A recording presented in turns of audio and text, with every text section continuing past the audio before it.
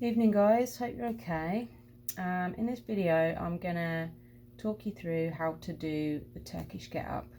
So I was thinking it'd be nice if there was something we could perhaps work on together in this group, but in our own homes.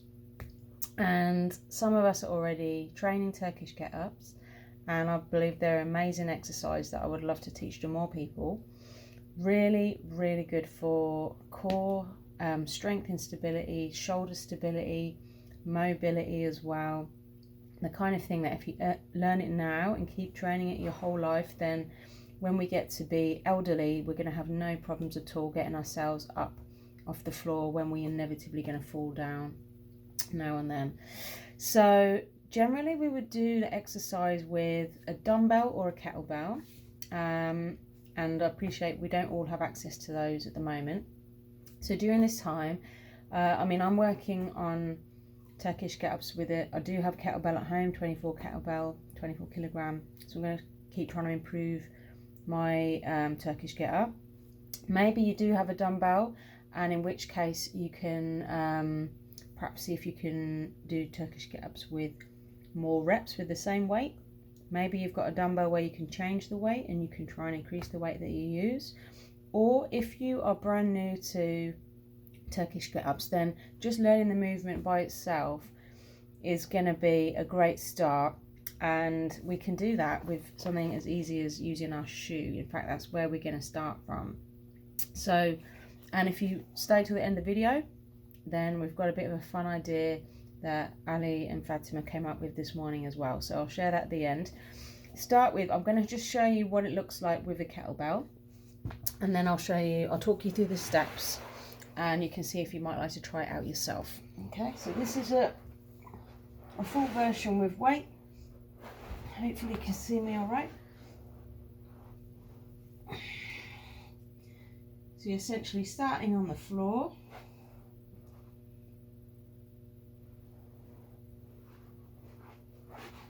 Again, from the floor all the way to be fully standing, and then we exactly reverse the movement, take ourselves back down, finishing up exactly where we started on the floor. And so I did that on the right side, but you would do it on one side, then do the other side as well, so you alternate. So that's one rep, that's second rep there. So a good goal would be to be doing, say, 10 reps, one the other side, alternating, 5 reps each side, 10 in total. So it looks like quite a lot going on there. Once you into it, it can be quite a nice smooth flowing exercise, but I'll break down the steps, and we can also just learn it in pieces as well if that's easier.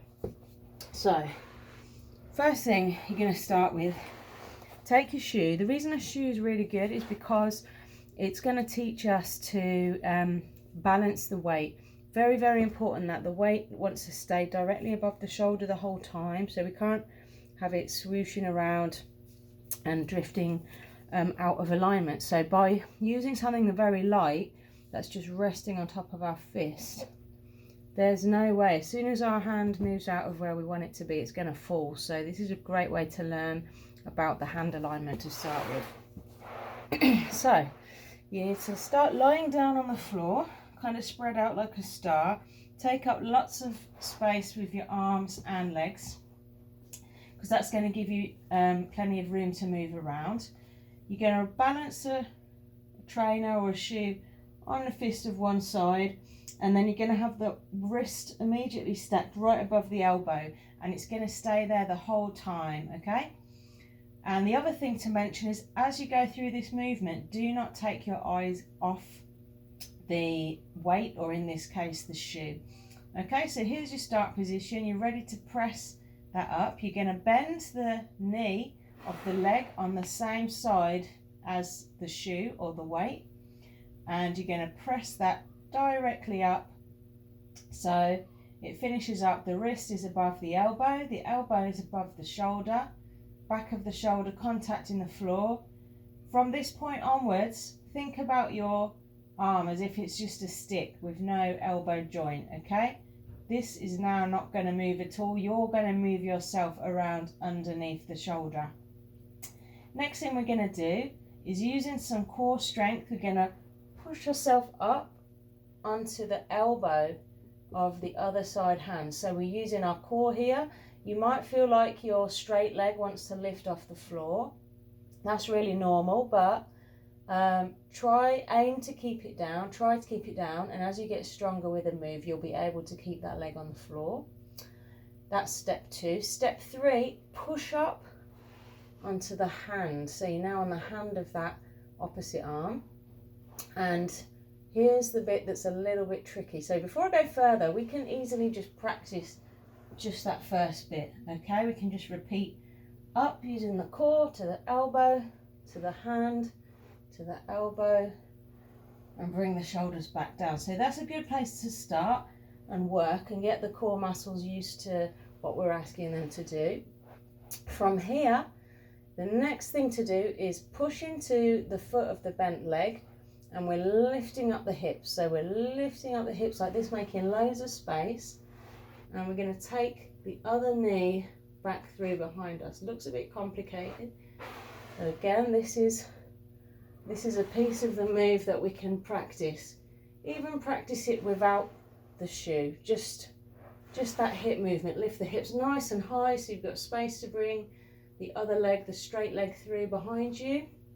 Okay, back down. Just repeat that as many times as you need to. Repeat the first section, repeat that second section, join them together. When you feel like you've got it, we're going to move on. So this knee's now behind you. Next, we're going to use the core again. Still got your eyes on the weight. You got now both your arms lining up into a kind of a straight line from the floor up to the weight. We're going to use the upper body to just come up, and at the same time we're going to swish that back leg around. So now the front thigh and the back calf and shin should be lining up like parallel train tracks. Tuck under the back toes. Just going to perform a lunge to stand up. Here we are at the top. We've done the whole movement.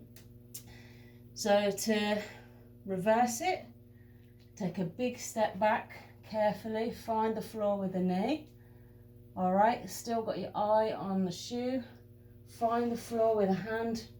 Sweep that back foot around a little bit as well. Now we're ready to again press into the floor with the front foot. Lift the hips and allow that leg that was straight to come back through in front of you. We're sitting down carefully. Next step, if you remember, back to the elbow, and then final part of the picture, lowering down so both shoulders are contacting the floor. Straighten the leg, bring down the arm, back of the arm on the floor, and there's the whole move. Okay, so quite a lot in there. Hopefully I've showed how you can break it down into the sections.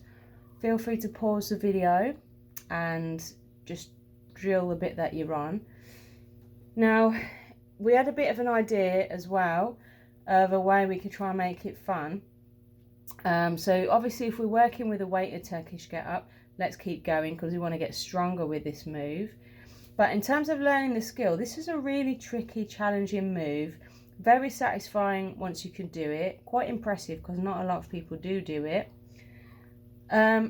Fatima and Ali this morning, I think it might have been Ali's idea actually, why not have a go with a toilet roll? Given the situation we're all in at the moment, it's quite topical. I just had a go before I made this video. It is extremely difficult, okay? It is very hard. I managed to make it to the top. I couldn't even get all the way back down without it falling off my hand. All right, so it's a lot harder than a shoe.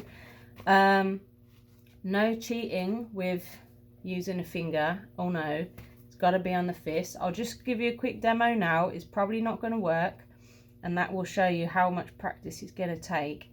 So I was thinking that as we go along, we could film ourselves learning the move, share it in the group, and if we get to a point where we can do it with a bog roll, perhaps we could start impressing the rest of the outside world with our mad skills, and maybe even one day one of us would achieve a double bog roll Turkish get up a triple bog roll Turkish get up. The sky could be the limit.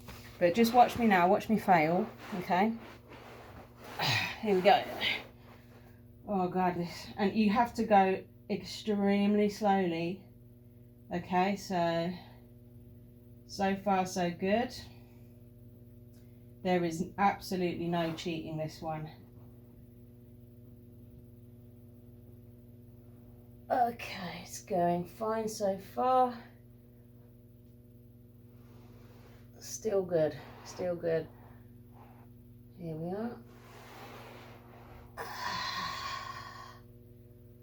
Okay, okay. Oh, there's the first half. And then let's see how far I get. Okay, maybe I spoke too soon. I've not managed it yet. It'd be great if I managed it on camera. I'd be pretty impressed. Oh wow, hold on. Oh, there you go. There you go. So I nearly made it. Not quite yet. Let's see who can be the first one to do a complete Turkish get with a bog roll. All right, so let me know. Show me where you're up to now. Any questions? Pop them in the group. And let's get getting up.